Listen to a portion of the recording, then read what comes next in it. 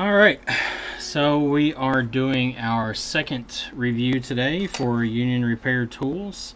The tool we have today, this will be another short review. This is a tool that we use pretty much daily with iPad screen removals, and yeah, anything that really has an adhesive between the screen. This is actually a heat mat. These are it's called a CPB heat mat. It's from, gotta come in this box here. We've got a few of these actually. Union Repair has these on their website for $58. They've been very, very helpful for us. I'll show you the link here for them. They do have two versions, a 220 volt and a 110 volt. Of course, we use the 110, but if you're in a place that has 120, or 220, excuse me, it's a better option for you, so you don't have to downgrade your voltage to make it work. These heat pads are programmable, so they have a timer built in them. They also have a temperature setting. You can set both your temperature and your time.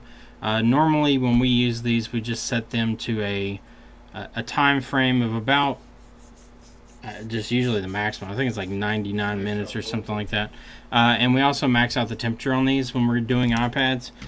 They do have temperature control though, so they have an internal thermistor that will kind of control the temperature of the pad. But when we do iPads, we turn this on at the maximum temperature it will go. We put it with the metal side of the iPad down. That way it'll actually heat the metal instead of just the glass. By heating the metal, it retains some of that heat a little longer. That way when you're working with it, it doesn't just get really hard immediately, because the glass thermally is not going to hold the amount of heat that the aluminum frame will. On maximum temperature, we have not had a problem with any LCD or battery or board issues. We don't recommend leaving it on there, just putting it down and walking away. This is a good thing to put on and just kind of touch it every now and then to feel what kind of temperatures you have. When it gets to a point where it's pretty uncomfortable to touch, you want to pull it and start sliding in a pick and work your way around. But this pad is something that we have used a lot. I will say that we have had some with a few problems. They still work, it's just every now and then they'll shut off. I do want to be fair when I review these and be honest on how I feel about them. So we do have one that will shut off on us. It still works, but it'll start beeping at us. We have to unplug it, plug it back in. I'm pretty sure it has something to do with the temperature sensor on it. Pretty easy fix if you wanted to try to fix it, because your wires run out into the pad right here. But that's about the only negative I have with them. The pads heat up extremely quickly. They are plenty large size. They'll hold anything pretty much you want to do, Surface Pros, everything like that.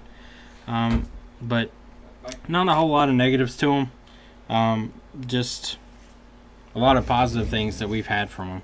So if you want to pick these up, like I said, they're on the website at Union Repair for $58.